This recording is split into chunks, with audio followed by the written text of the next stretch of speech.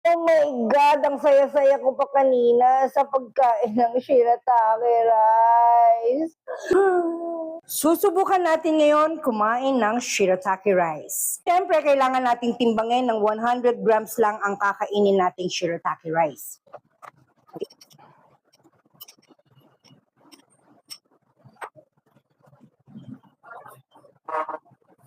Ternuhan natin ng menudo at okra ang ating shirataki rice. Siyempre, bago natin kainin to, i-check na muna natin ang baseline ng ating blood sugar.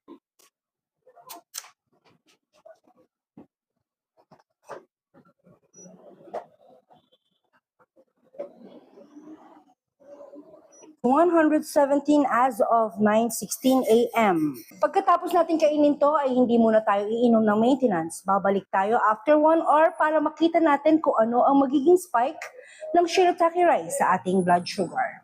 Medyo kinakabahan ako, so eto, lalagyan ko siya ng fenugreek at flaxseed na grind na.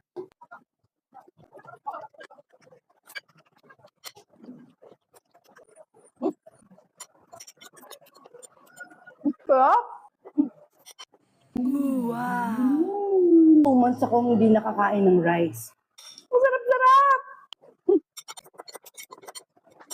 Lumipas na ang 1 oras matapos natin kainin yung shirataki rice natin kanina. For sure, merong spike sa ating blood sugar to.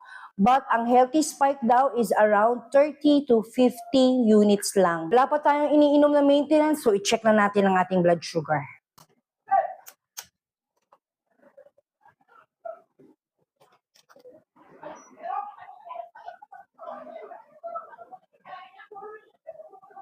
Boosh!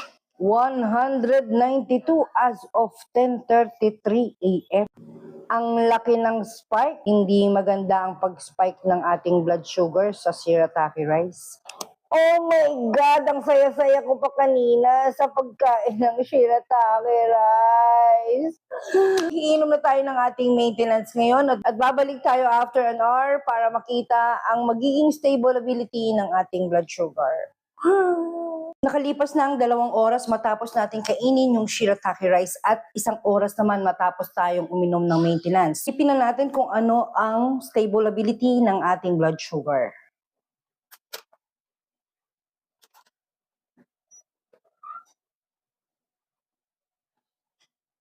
(167 as of 11:48 a.m. Hindi tayo uminom ng maintenance, malamang matatagalan bumaba ang ating blood sugar spike nito. 100 grams ng shirataki rice, 75 units ang itinaas ng ating